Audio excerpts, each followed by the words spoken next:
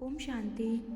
आज की प्रेरणादायक कहानी जिसका टाइटल है हम अच्छी या बुरे रीति से जो भी धन कमाते हैं या जो भी संस्कार हम देते हैं उनका असर सीधे हमारी संतान पर पड़ता है।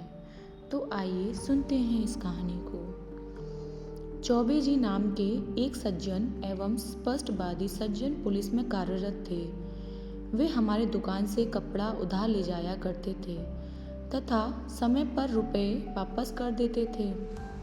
अंतिम बार जब कपड़ा उधार खरीदा तब उन्हें यह नहीं मालूम था कि उनका अंतिम समय आ गया है। वे कपड़ा खरीदकर अपने गांव चले गए। वहां जाकर बीमार पड़ गए और उन्हें भरोसा हो गया कि अब बचना मुश्किल है। उनके इकलौते पुत्र को मालूम पड़ा तो वह सेवा शुश्रूषा के लिए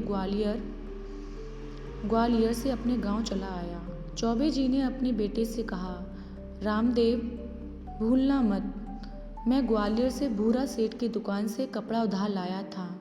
मेरे मरने के बाद तुम उनके रुपए जरूर दे आना।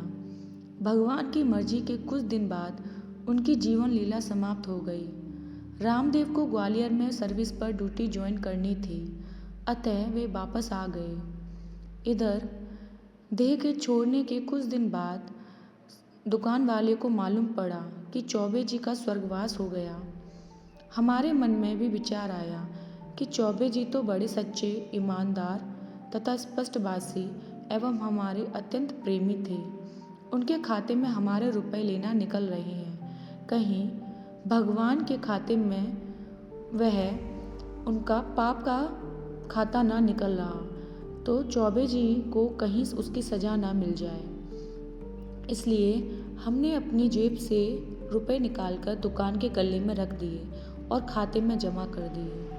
5-7 दिन बाद उनके सुपुत्र आए और बोले, पिताजी की तरफ से कितने रुपए देना बाकी है। दुकान वाले ने कहा, कुछ नहीं, पिताजी ने मृत्यु से पहले मुझे कहा था कि तुम रुपए जरूर देना। हम दोनों में रुपए लेन देन के विषय में बहस होती रही। आखिर वे बोले कि आप अपना खाता निकालें। हमने खाता निकाल कर उन्हें दिखा दिया। उन्होंने जमा की तारीख पकड़ ली और हंसकर कहा कि हमारे पिताजी तो इस तारीख के 10 दिन पहले ही स्वर्ग लोक पधार चुके थे। रुपए कौन जमा कर गया? क्या वे स्वर्ग से आकर जमा कर गए?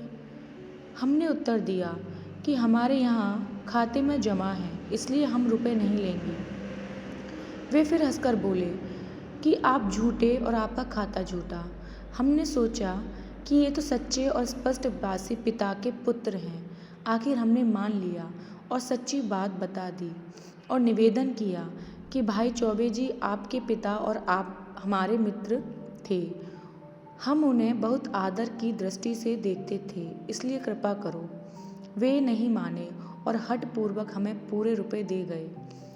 आज के महान घोर कलयुग में ऐसी भी नज़ारे देखने को मिल जाती हैं। धन्य है स्वर्गवासी पिता को एवं पितृभक्त आज्ञाकारी पुत्र को। कहानी से शिक्षा, अच्छी या बुरी नीति से जो भी हम कमाते हैं उसका असर हमारी संतान पर पड़ता है और वह वैसे ही रास्ते पर चल पड़ते हैं। इसलिए हमें हमेशा सच्चाई और ईमानदारी का रास्ता चुनना चाहिए, जिसका असर हमारी आने वाली पीढ़ियों पर पड़े और हम दुनिया के लिए मिसाल बन जाएं। अच्छा जी, ओम शांति। जो प्राप्त है वही पर्याप्त है। सदैव प्रसन्न रहिए। जिसका मन मस्त है उसके पास समझ है। ओम शांति। सर्व आत्माओं एवं सभी धर्म पिताओं के भी पिता निराकार परम पिता शिव परमात्मा, जिसे हम प्यार से ईश्वर, अल्लाह, गॉड फादर आदि आदि नामों से पुकारते हैं, अब वह इस धरा पर अवतरित हो चुके हैं।